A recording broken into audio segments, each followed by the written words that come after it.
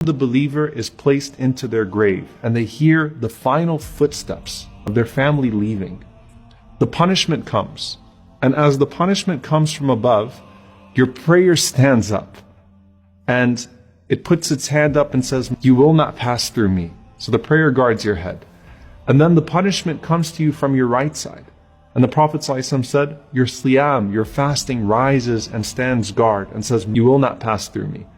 And then to his left, his zakah stands and says, "Ma qibali madkhal," you will not pass through me. And then at his feet, his goodness towards his family and then his community, his voluntary charity, his truthfulness, his honesty, all of those things stand guard at the bottom and say, "Ma qibali madkhal," you will not pass through me. And then it's said to him, "Sit up," and he sits up. First you have to answer our questions. Who is your Lord? What is your religion? Man nabiyyuk?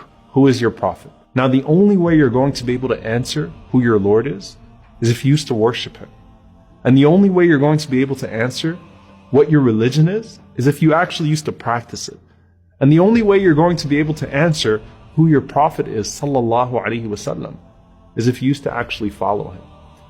And if you answer right, a voice cries out from the heavens and says, "Sadaqa abdi," my slave has spoken the truth.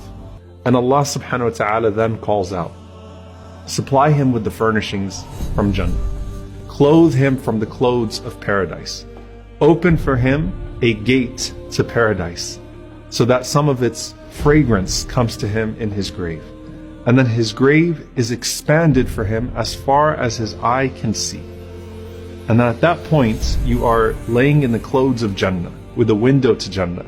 And everything starts to feel like Jannah, starts to feel like paradise. This visitor comes to you, and this visitor has this beautiful face, has these fine clothes, and has this pleasant scent. And he says to you, glad tidings of that which will bring you happiness. This is your day which you were promised. And so the deceased says, who are you? That face of yours is only going to be a face that brings good news. And that person responds to you and says, Ana amaluka salih.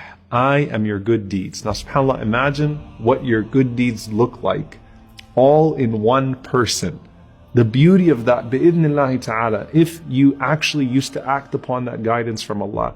What does your Quran, your prayer, your fasting, your charity all look like in the form of one person saying to you, I am your good deeds and I'm here to give you good news.